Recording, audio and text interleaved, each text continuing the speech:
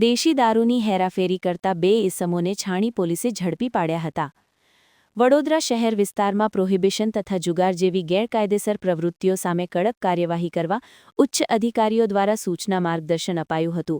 Patrolling દરમિયાન મહત્વપૂર્ણ સફળતા મળી હતી.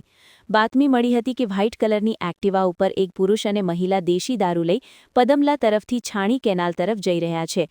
બાતમીના આધારે પોલીસ ટીમે ફર્ટિલાઇઝર બ્રિજ પાસે સિલ્વર પ્લેટ હોટલની બાજુમાં વોચ ગોઠવી શંકાસ્પદ એક્ટિવાને કોર્ડન કરી પકડી પાડી હતી. તપાસ દરમિયાન એક્ટિવા ચાલકનું નામ સુનિલભાઈ ગણપતભાઈ તળપદા ઉંમર 23 તથા પાછળ બેઠેલી મહિલાનું નામ કંકુબેન મનોભાઈ તળપદા ઉંમર 24 હોવાનું જાણવા મળ્યું હતું. બંને રૂપારેલ ગામ તાજી આણંદના રહેવાસી હોવાનું જણાવાયું હતું. એક્ટિવાના આગળના ભાગે રહેલા કાળા કલરના બેગ તથા ડિક્કીમાં તપાસ કરતા દેશી દારૂ મળી આવ્યો હતો.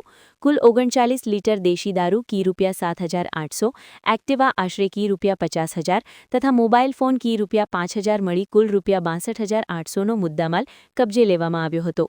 આ મામલે છાણી પોલીસ સ્ટેશન ગુનો દાખલ કરી કાયદેસરની કાર્યવાહી હાથ ધરવામાં આવી છે.